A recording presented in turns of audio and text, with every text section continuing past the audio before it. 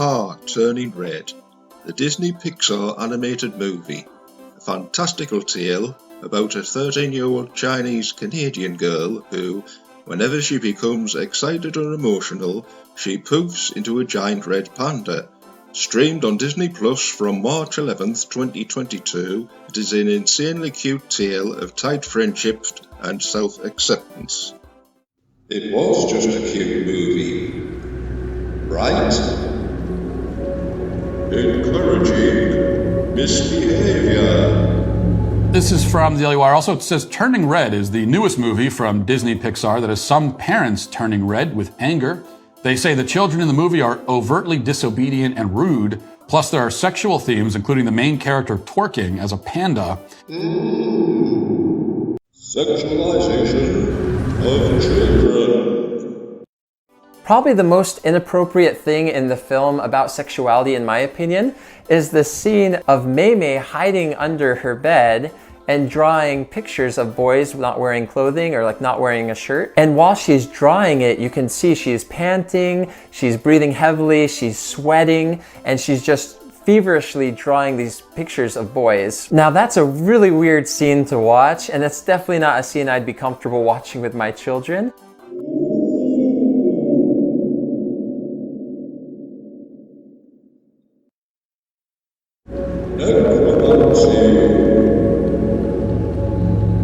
Where they use salt in a circle and they perform their rituals that creates a portal right at the very middle, and that just opens the door to something, to a spirit world. And so basically they start singing, they start chanting, and the young girl is taken up into some out-of-body experience, which is an astral projection. And after she projects into this bamboo forest across the universe somewhere, she's met with a female spirit.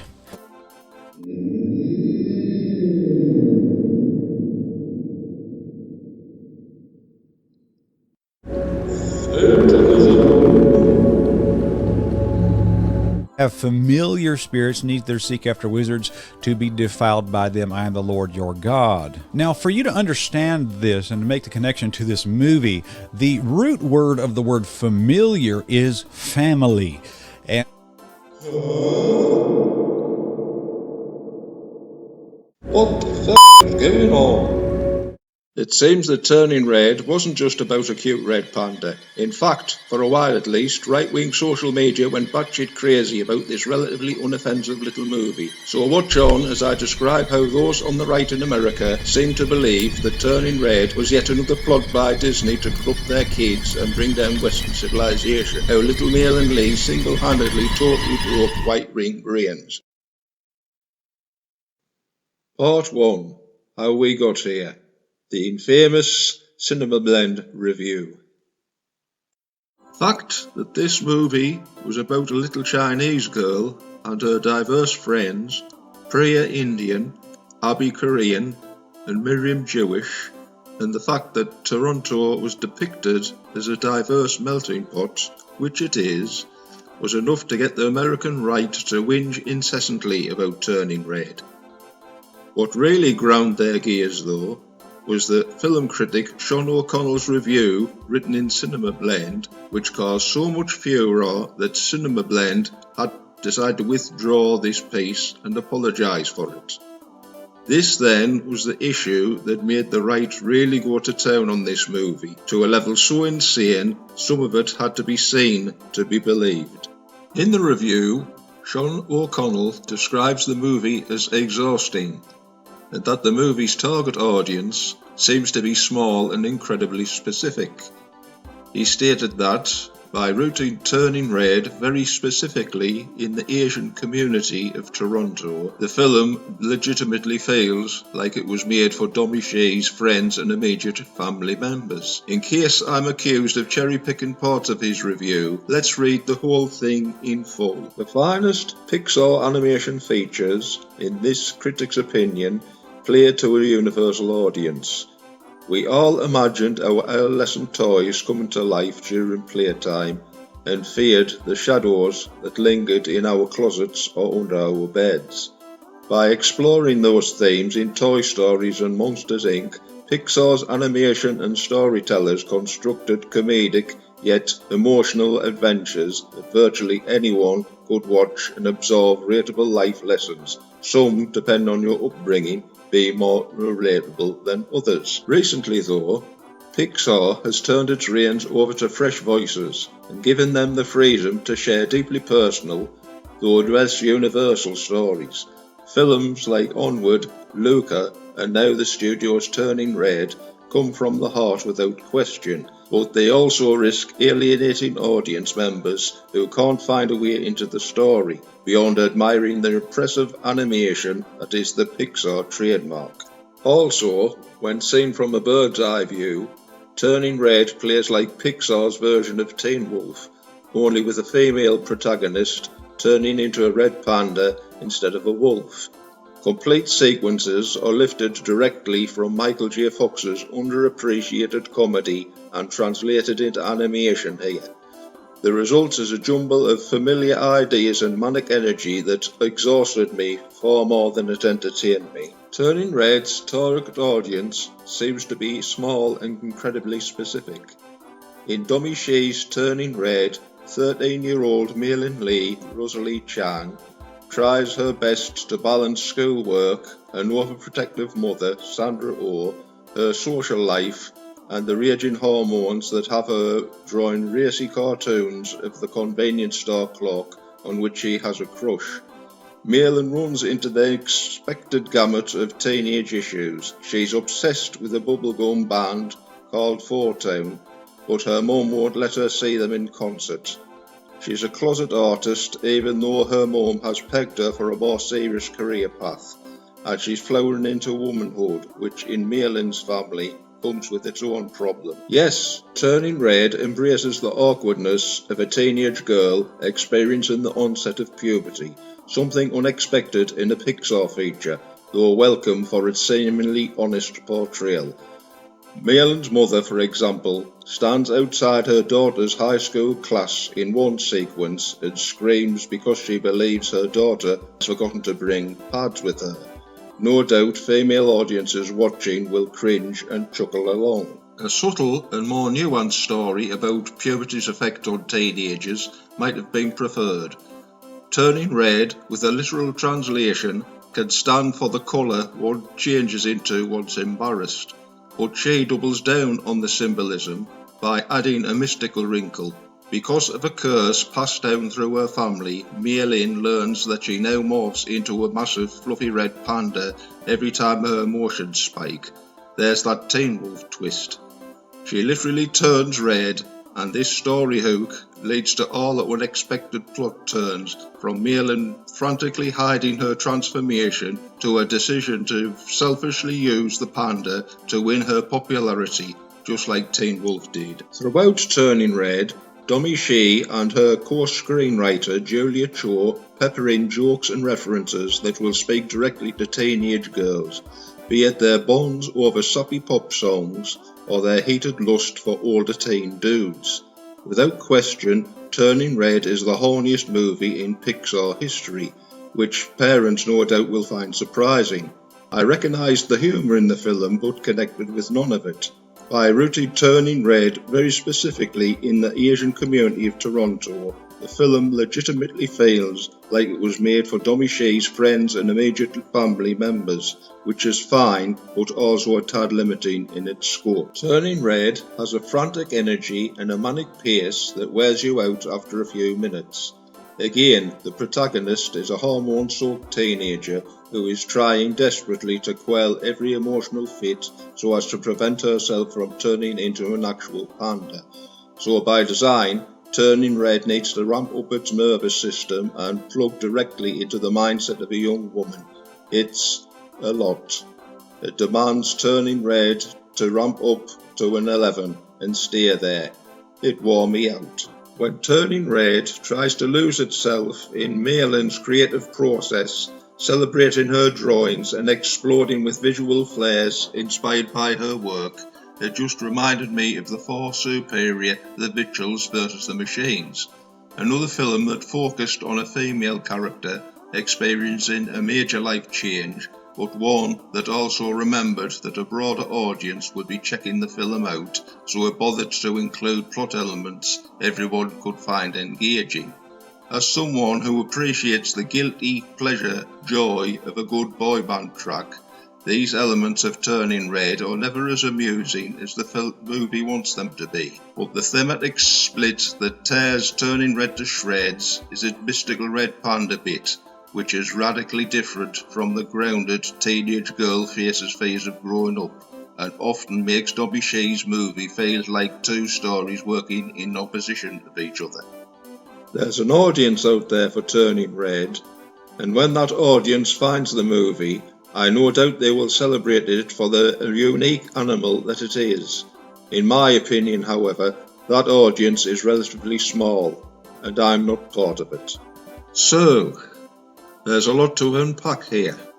So, apparently, it relates to cars with eyeballs, talking fish, monsters, and sentient robots, but apparently he can't relate to a Chinese Canadian girl or her Korean, Indian and Jewish friends.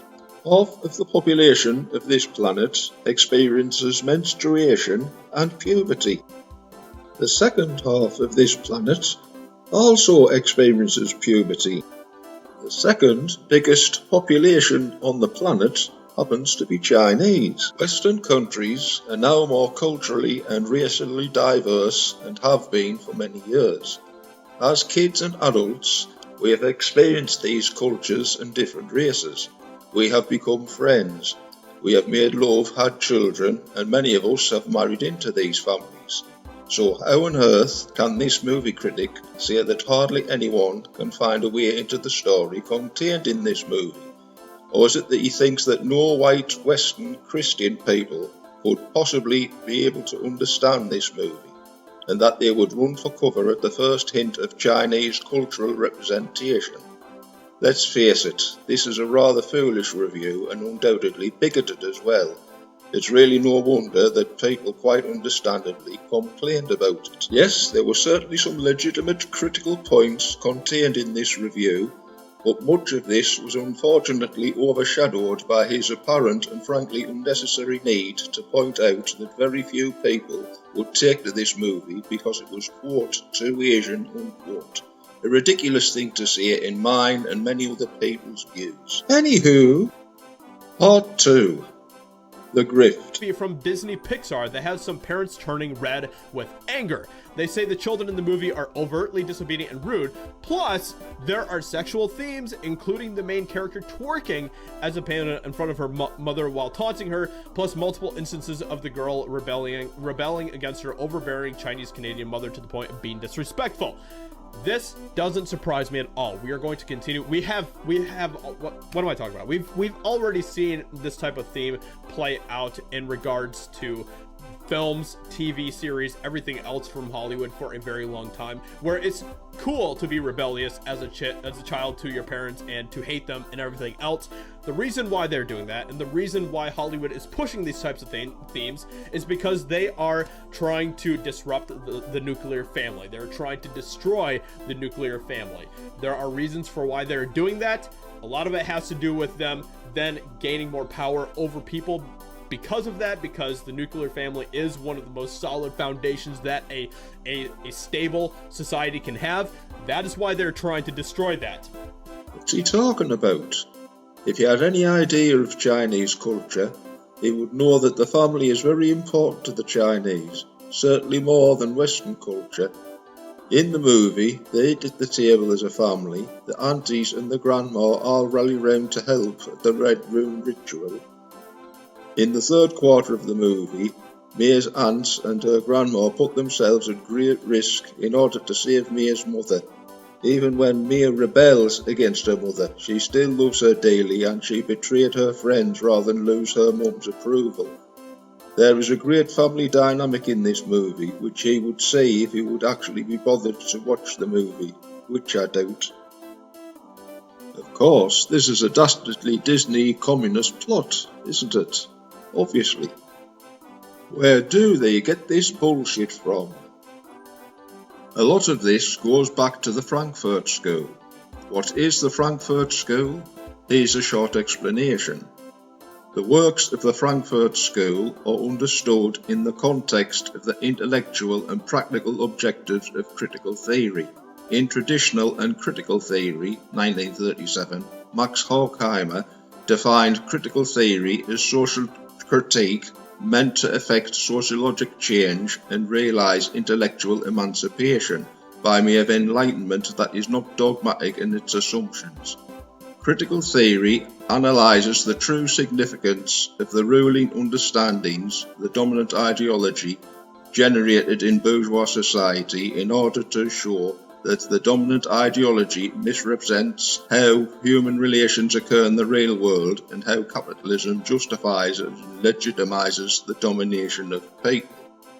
Basically, this meant trying to bring in concepts such as feminism, racial justice, challenging censorship and effecting social change to move towards these ideas. As you may have guessed, the far-right objects strongly to the pushing of these ideas. Feminism, racial justice, making things better for oppressed minorities, you name it, and chances are they'll be against it. The far-right came up with the term cultural Marxism.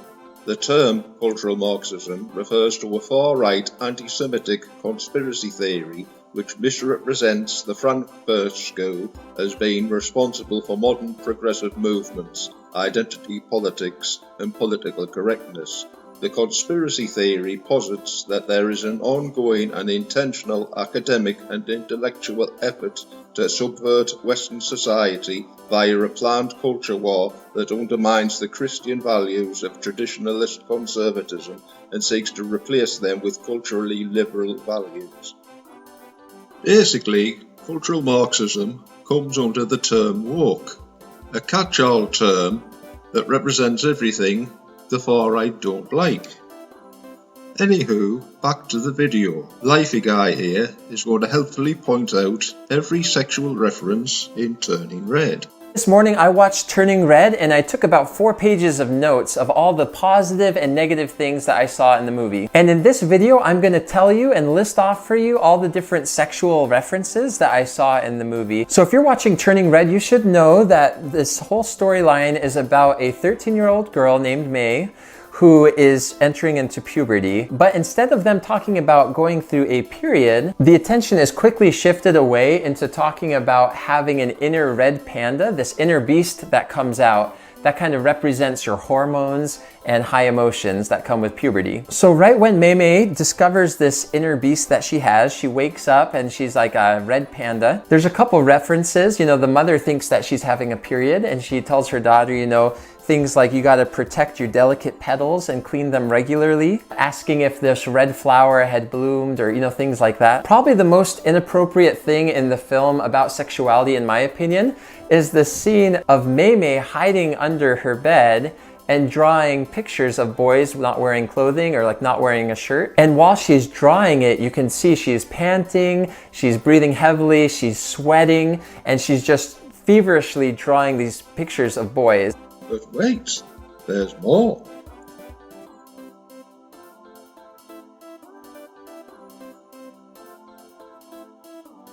You'll hear multiple references to like the lyrics of a popular song where they say, they don't turn my tummy like you do, and I'll never not be your ride. So you can, use your judgment as to whether or not those are sexual references, but it does seem like they're talking about sexual attraction when they're talking about, their tummy turning when they see each other. Nope, he's not finished yet. So Mei hangs out with a few of her girlfriends regularly, in fact, kind of lie to their parents, and they lie to them repeatedly to kind of raise money to go to a boys' concert. And so one of the friends of Mei says, my parents called this music stripper music. And then she's like, what's wrong with that? Like, what's wrong with stripper music? In another part of the movie, Mei is trying to daydream about a boy he doesn't have a shirt, he's like a mermaid boy, in order to make her panda come alive. Even the sweet, lovely Matt Walsh wants to get in on the act.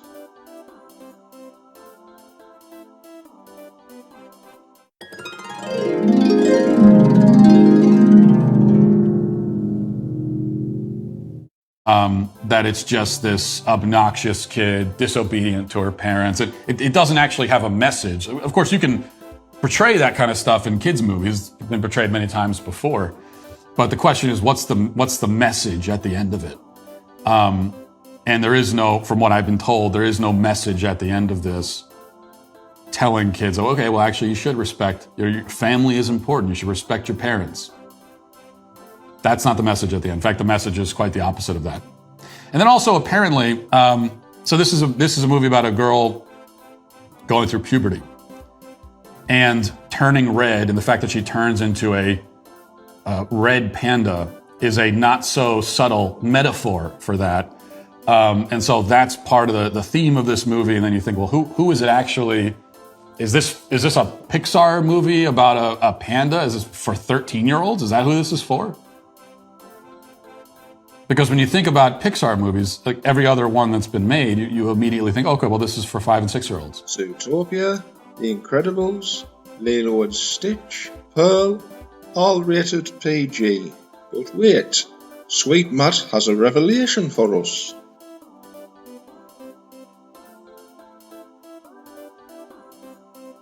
Girls. That doesn't make a lot of sense to me. But look, I haven't seen the movie. I don't plan on seeing it. I've heard enough just from this that my kids aren't going to watch it. I do put a lot of stock in kind of parental reviews. I tell you what, those are the only reviews I actually care about, and the only ones that I trust and that I find to be relatively reliable. Seems Matt didn't watch the movie. He's castigating this movie in the worst possible terms, and he hasn't even bothered to watch it. It seems Matt can judge an entire movie relying on a minority of opinions that match his right-wing bias. What a clever fellow he is. So here's another video by another sweetheart called Josiah Rises. Okay, this is absolutely insane, and it should have us all very alarmed about this new movie that is coming out from Pixar called Turning Red. Now, this is a film that is about a kid that turns into a giant panda, and it is a film that after you see what this film critic has to say about the film, I hope that it raises a lot of red flags for you, and I hope that it makes you think twice about going to see it in the theater or at home or whatever else. By the way, there's some very interesting conflicts that are happening apparently about that as well that we'll also get to. But first we have to talk about this major issue with this film and something that this critic had to say about the film. It's more, this video is more about what the critic had to say than the movie itself, but it should also make us think twice about seeing this film. So let's go ahead and get into this and see what this is all about. This is absolutely insane. So this is something that a film critic who decided to see the film had to say about it. So her name is Courtney Howard, and she had this to say about Turning Red. Turning Red, Pixar Turning Red is hilarious, heartfelt, and unapologetically horny. Keep in mind, this is supposed to be a film for kids. Just keep that in mind. A sentimental story about parental problems, puberty, and pandas that's endearingly oddball and off-kilter in the best way. Good world building and teen bops. Sandra Oh and newcomer Rosalie Chang are splendid. What? What? I'm just blown away by this, and I really shouldn't be surprised because we know that this is what Hollywood is doing, as well as like the education system and all these other institutions. They are trying to indoctrinate kids. They're trying to push these really messed up messages on kids, and that is one of my biggest concerns about this film as well. Yes, it wasn't the cleverest thing in the world to say, certainly, but he knows full well he's quoting her completely out of context. She is referring to the content of the movie, not how it makes her feel horny. And Sean O'Connell, the movie critic, the right defended, also referred to it as horny. It must have slipped his mind, eh? Meanwhile, he's a guy called Yellow Flash, sticking his oar in. But that's not what people are talking about. People are talking about this film critic who revealed just how degenerate and weird these critics are. Now, I like to make fun of blue check marks, Hollywood journalists and critics, because they're horrible people usually. They want to dox people, ruin their lives, stuff like that. And this is another example of just how disgusting they are. So, a now deleted tweet revealed that Courtney Howard of Variety, blue check mark and everything, thought that the movie Turning Red was very, very, very, very horny. Oh, behave. Yeah. Yeah, baby. That's right. This movie right here, Turning Red, made her unapologetically horny. Yes, Yellow Flash must have forgotten about that too, has he? Gosh, they've got shocking memories, those two. Anyway, our friend Lifey Guy again regales us with his opinions. This morning I watched Turning Red for the first time and I was so surprised how many different scenes there were that showed disrespect for parents, authority, and tradition. So in the first 30 seconds of the film, you've got Mei Mei, this 13-year-old. She says something like, the number one rule in my family is honor your parents. But if you take it too far, you might forget to honor yourself. So at the very beginning, in the first 30 seconds, you've got the narrator, the protagonist of the whole story, the main character saying, hey, you know, we're taught to honor our parents. And in my society, in China, you know, we're taught to honor them a lot. But should you honor your parents? Are you honoring them too much? Are you honoring yourself enough? Maybe you need to honor yourself more than your parents. A few minutes into the film, you've got Mei Mei's 3 girlfriends. And after she leaves, you know, she's portrayed as being this kind of, you know, straight A student who tries to do everything right. And then when she leaves, her 3 friends say, wow, she's so brainwashed. Of course, this is a total misrepresentation of these scenes. Mei Mei does not rebel against her mom straight away. In this scene, we find Mei has been kidding herself about being her own person. But that doesn't mean doing whatever I want. Like most adults, I have responsibilities. Hey, Lisa. Hello, baby. What's up? Still down for a rematch, Mr. Dowd? Bring it, Lee.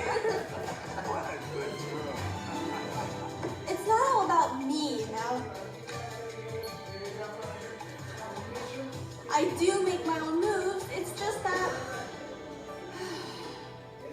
some of my moves are also hers. In this next scene, we see Mei seeking validation from her mum, and she positively glows with pride when she receives it. Amy, there you are. Hey, Mom. You're 10 minutes late. What happened? Are you hurt? Are you hungry? How was school today? Killed it per usual. Check it out. Oh, that's my little scholar. Today, honor student. Tomorrow, UN Secretary General. The ancestors would be so proud. Of course, as well as this, there are many other examples in the movie where Mei seeks validation from her parents. In this scene here, Mei is happily making bao dumplings with her mum. Note how Mei won't admit to liking Fort Town in order to avoid her mum's disapproval. Perfect. Yes. And now you get to experience them live. The worldwide pop sensation Fort Town will be kicking off their North American tour. Tickets on sale now. Oh my gosh. Who are these hip hoppers? And why are they called Fort Town if there are 5 of them? I don't know. Some of the kids at school like them. You mean Miriam? That girl is odd. Dinner's ready. In this part, Mei has been severely embarrassed by her mum, but clearly blames herself, not her mum, for what happened. Because she trusts her mother so implicitly, she believes this must be her own fault. All good.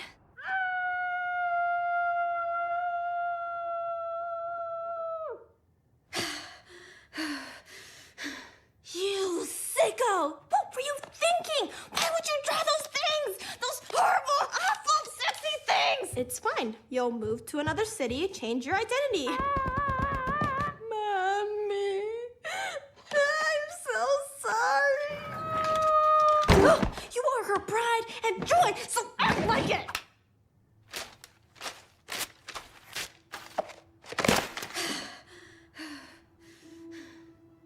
This will never happen again. This scene here is particularly poignant. It's the very essence of miscommunication. No dialogue, their expressions telling us everything. Mia guilty and ashamed for betraying her friends, but still seemingly looking for approval from her mum. Ming disappointed in her daughter, but believing she was led astray by her friends. When Ming puts her hand on Mia's, Mia seemingly looks as if she wants to tell the truth, but stops herself as if worried by her mum's disapproval. Utterly heartbreaking. Meanwhile, our friend Lifey Guy imposes his highly dubious 1950s morality on the movie once again.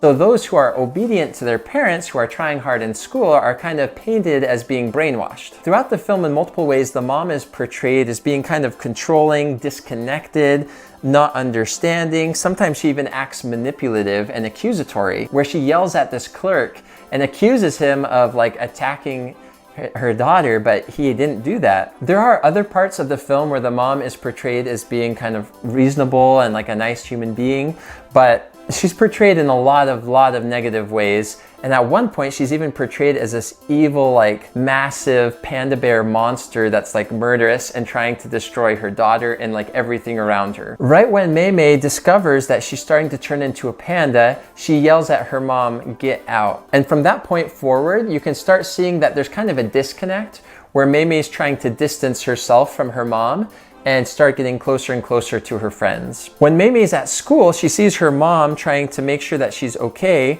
and she erupts in anger at her mom and runs away from her mom. Kids at school are making fun of Mei Mei for being a mama's girl. I don't know about you, but being called a mama's boy or a mama's girl is nothing to be ashamed about. When Mei Mei's with her friends, they say, if they don't trust us, talking about their parents, anyway, then what's the point? And then her friend reacts and says, wow, who are you? I love it.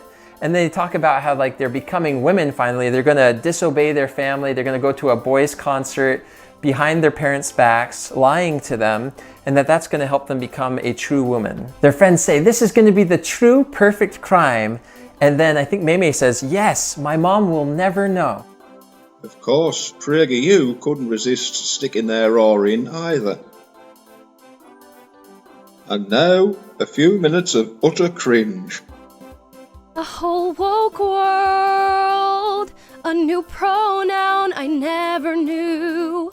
We'll put it in their shows, they'll never know. Please just let us raise your kids for you. Disney, coming to a television for your child near you. I'm deeply, deeply sorry. PragerU continues its weird little diatribe, apparently praising feminism now, after previously railing against it. Many of you were children, and what Disney looks like now. So Disney has recently put out a film by the name of Turning Red, and it features this character here. Her name is Meilin Lee. Obviously this is a 2022 film. She represents the Chinese American experience. For me, when I was a kid, my view of the Chinese experience, at least through animation, was brought to me by Mulan. I'm sure it's a film that you are all familiar with or have seen in some capacity, whether or not you remember it or not. But now we have this movie Turning Red. So Mulan, her story arc, for those of you who would like to know, was about a young girl who's living in China, and suddenly the country is at war, it's under attack, it's being invaded, and they subscript the men to join the army, and they want to subscript her father, but her father is old, so Mulan pretends to be a man, and she really defies her parents who say, you know, you shouldn't do this, stay home, this is not for you, you are a woman, stick to these traditional routes, let your father go. And she leaves and she joins the army to fight for her country. Meilin Lee, in this movie Turning Red, the movie starts with this grand sort of dissertation on Chinese Americans and how tradition is so important and how thou must honor their mother and father, and their parents are the beacons of truth that which the child follows throughout their young adulthood and leads them to a fruitful life. And it sort of record scratches, and Meilin Lee goes, "Not me! I'm 13, I do what I want, I wear what I want, I am whatever I want," and she proceeds to twerk for the camera.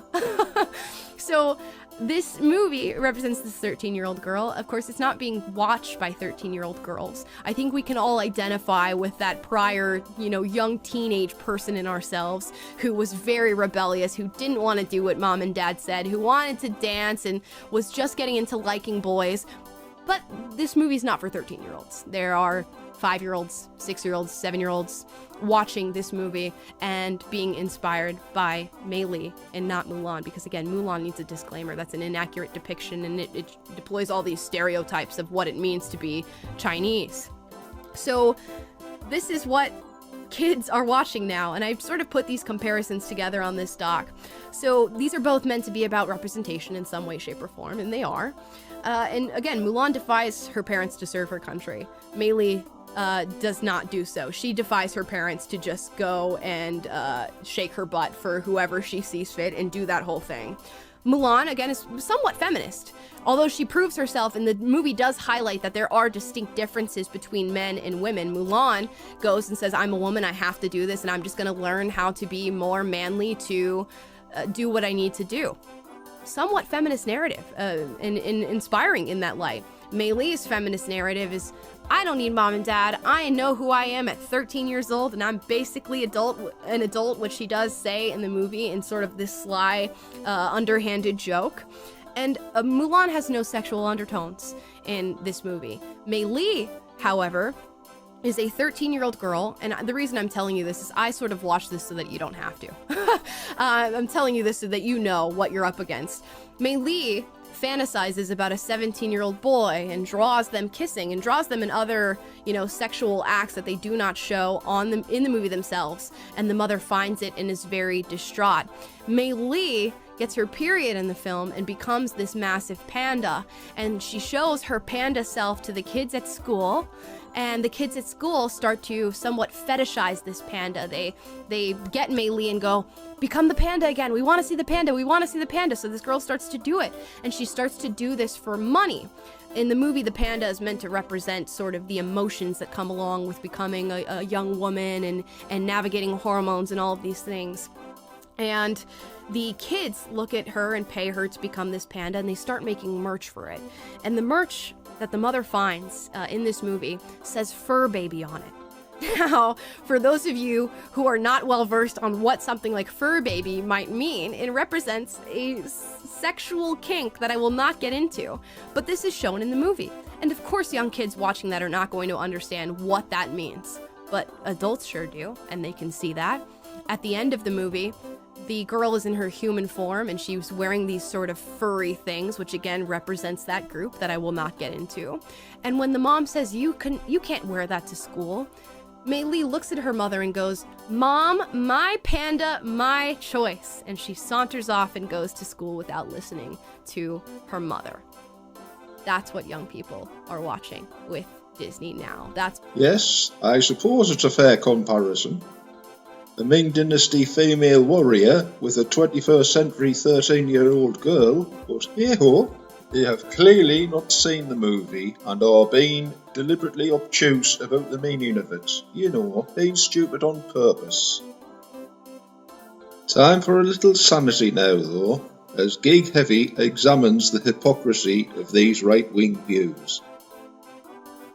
Parents are posting negative reviews for Turning Red because the movie deals with puberty and the story's overall allegorical take on a young girl going through hormonal changes. Yeah, believe it or not. Now, the Rotten Tomato audience score at the time of this video is sitting at around 70%, and you got such reviews that read like, "Disney has long held an established trust by parents in this country that anything that had the Disney label, parents just knew about vetting they could trust to be safe for their children, but Disney has finally now officially violated that trust once and for all by publishing this smut." Man, that punctuation does not even exist. I had to put it in there. Now, that was a weirdly worded and punctuated review, but publishing smut? Like, is this your first Disney animated movie, for crying out loud? Like, I'm sorry, but have you seen that scene from Aladdin where the 16-year-old Jasmine seduces old man Jafar? Need I remind you of that? What? Or how about Ariel from The Little Mermaid? You know, this girl gave up her entire family plus her freaking voice to get with some landlubber named Eric. I think he was a prince. Now, she too was 16, with Prince Eric being 18. But that Little Mermaid was just as boy crazy for Prince Eric as the girls in Turning Red were for Four Town. I might even argue more so. I mean, she gave up a ton of things. Her voice! And yet you have parents dropping reviews like, 13 and obsessed with boys may be common, but it's not an ideal I want for my girls. She doesn't learn that it's a waste of time to sexually fantasize about older boys, but instead, mom learns to respect my panda, my choice. Seriously, what? No, seriously, what to you, parental? I think you're taking issue with something that was meant to shed light on a common trope many girls that grew up in the 2000s experience. I have a few examples of my own too. Pinocchio misbehaving badly several times over in a Disney movie made in 1940. Simba from The Lion King, who ignores what his father tells him. The Ugly Duckling, where there's a clear accusation of infidelity in a movie made in 1939. There have always been examples of misbehaviour and a little adult content throughout Disney's history. Interestingly enough, I don't remember any great fuss about this movie. This particular movie is called The Road to El Dorado, made in the year 2000. Amongst many controversial scenes, there is one where it is very heavily implied that one of the men is receiving oral sex from the woman. This included slurping noises and the insinuation that there was something on the woman's mouth. Yes, really. In another scene, two of the characters on the way to El Dorado come across a spring. The two men then proceed to throw off their clothes and run into the stream. Their bare butts are briefly shown as they run into the water. A little later, after chasing after monkeys, their bare butts are shown again as they come out. Part of the plot of this movie is that two male characters, Tulio and Miguel, have presumably been mistaken for gods. They try to live up to this deceit by not giving in to temptation, and they will stay away from the female character Che, to whom they are both attracted to. However, Tulio decides to give in to this temptation after approach from Che. This leads to mild foreplay, involving the rubbing of Che's shoulders. After a while, Tulio and Che are seen in the temple together post-play and attempt to pretend that nothing has happened when they hear the priest entering the doorway. The Road to El Dorado was only rated PG. Part 3. It gets decidedly creepy. This is from the website National Catholic Register. Why a religious organisation wants to concern itself with a Pixar animation is unclear, but I will spare you much of the boring and pious sermoning and go straight to the highlights. I've watched this film 1.5 times, he says. That's a rather odd admission from someone who professes to hate this movie, but I digress. He goes on, my 3-year-old grandson was all in. It has a girl who turns into a giant red panda after all. My grandson and I were just settling in on the couch with a juice box and some crackers when we watched the protagonist, an energetic Asian American girl, actually Chinese Canadian but okay, helping her mother at the temple they maintain in their hometown. So far so good, until she tells a group of tourists, we do not pray to a god but to ancestors.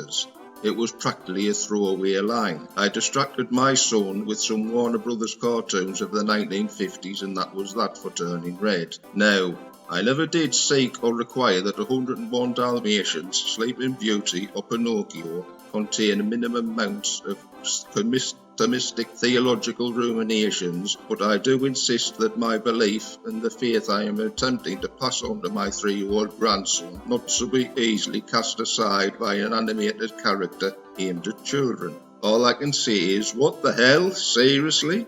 The character described her own religion. She never at any point cast any aspersions on the Christian religion.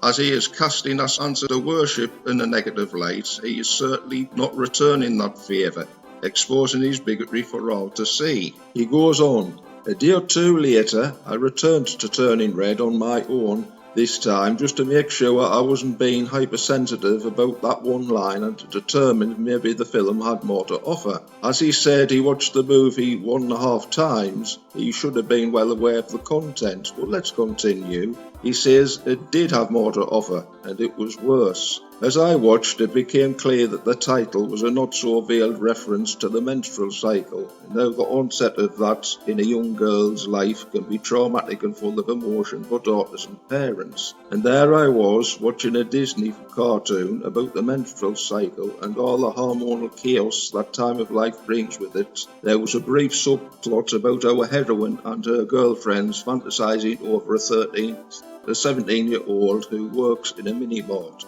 That was just creepy. No, my friend, that was just normal. Newsflash, 13-year-olds, and younger actually, tend to develop crushes on the opposite sex. Sometimes, not always on the opposite sex, but we don't want to shake up this poor fragile soul with that. Well, I think you get the basic idea, and don't really need to hear much more, but he threw in this little aside near the end of his diatribe though. And this begs the question, who is interested in showing a movie with this message to 3, 4 and 5-year-olds? And again, as this gentleman is probably well aware, this movie has a PG or parental guidance certificate, which means guidance from parents is advised, as this movie contains some more mature content and is certainly not exclusively aimed at young children. To conclude, he says, the use of the giant red panda, which captured my 3-year-old's interest, made me think of a stranger in a city park offering a child some candy. Okay then, are we talking about Debbie's Does Dallas here, Lolita, Cuties? No. We're talking about a poignant, rather beautiful, and certainly for Disney, rather realistic story of puberty, generational trauma and self-acceptance. Do you think someone from the Catholic faith might be a little more cautious of throwing around unwarranted hints of child grooming aimed at this movie, if you know what I mean? Anyway, time to leave this bigoted rubbish behind and move on. It starts to get a little more sinister though. We come to the website, That Park Place, that contains some interesting views on Turning Red, shall we say. The headline at the top says, Cuties and Turning Red, Hollywood has a little girl problem. We can already see what direction this is going in, can't we? It continues, there's something rotten in Hollywood and it needs to be flushed out. No, I'm not talking about the casting couch, which already took a beating from the whole Harvey Weinstein reveal. That, by the way, resulted in a lot of people who likely knew exactly what was going on, deciding they would lead a social movement that would hide their own hypocrisy. For the most part, it worked. Citation needed.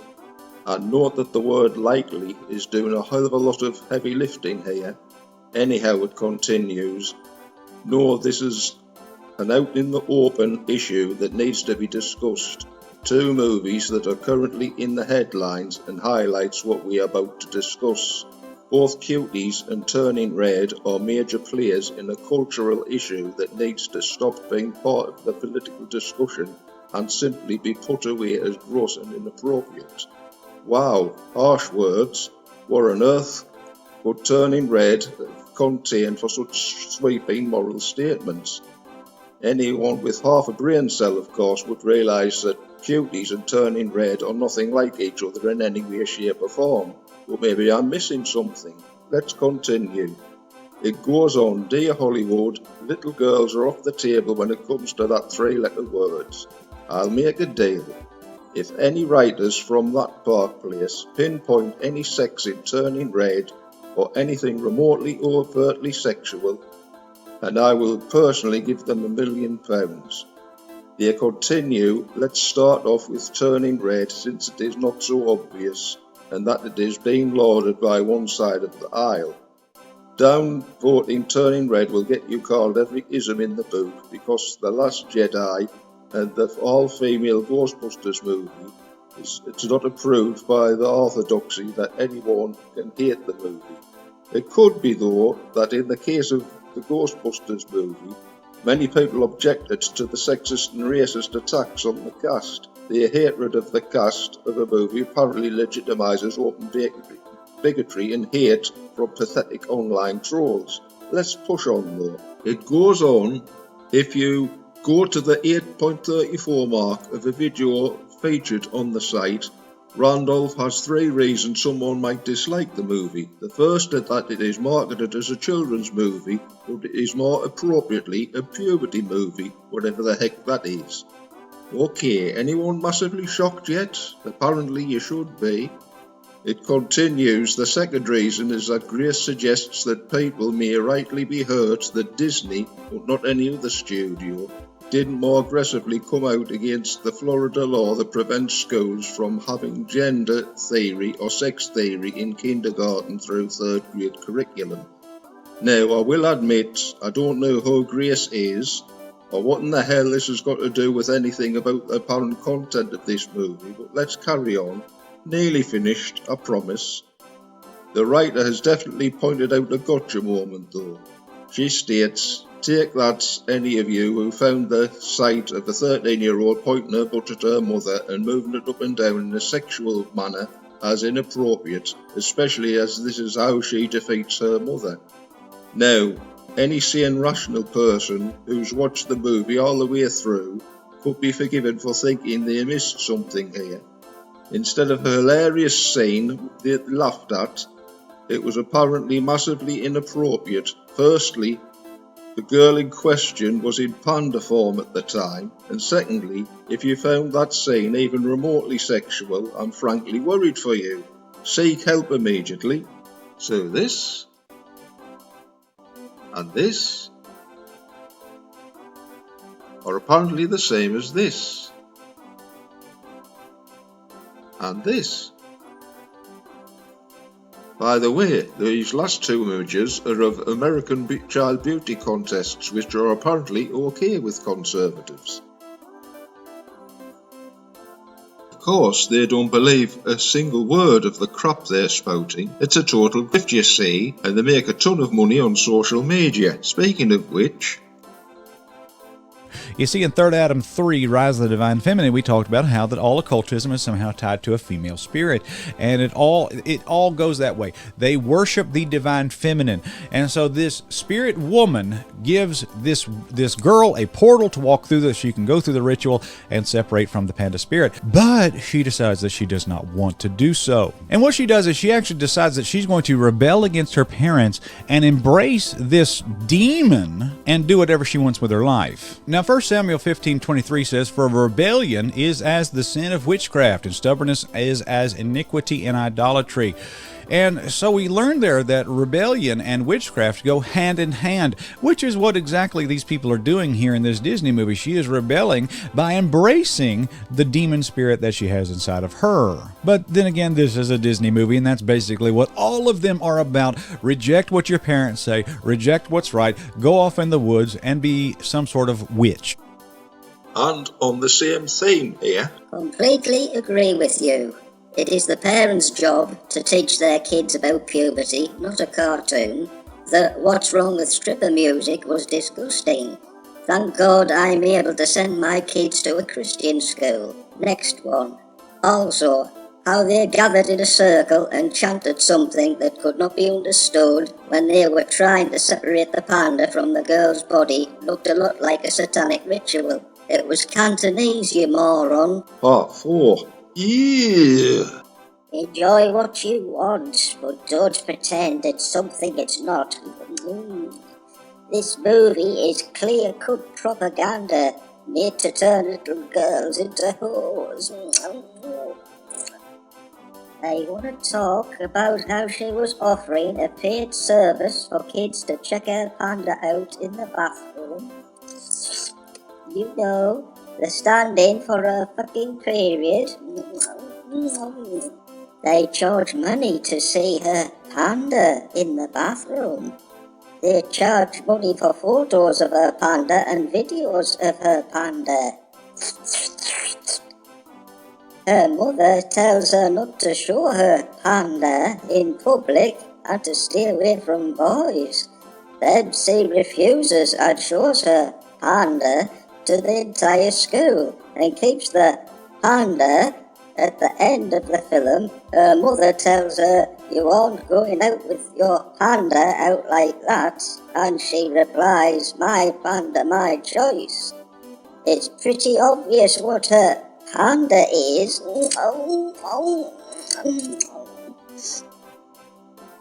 I think you get the idea, for of course it would be remiss of them to leave out any racism, wouldn't it?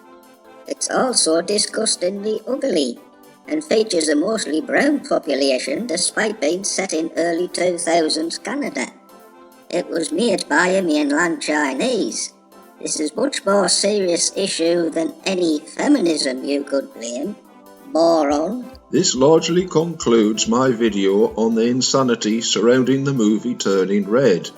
I'm not quite finished yet though. Hold on. You're not going out like that, are you? My panda, my choice, Mom. Hold on. You're not going out like that, are you? My panda, my choice, Mom. Oh, did I happen to mention that Conservatives hate this clip? Hold on. You're not going out like that, are you? My panda, my choice, Mom. Hold on. You're not going out like that, are you? My panda, my choice, Mom. Aye. If you've made it this far, then congratulations. It was a long one. Thank you for staying the course.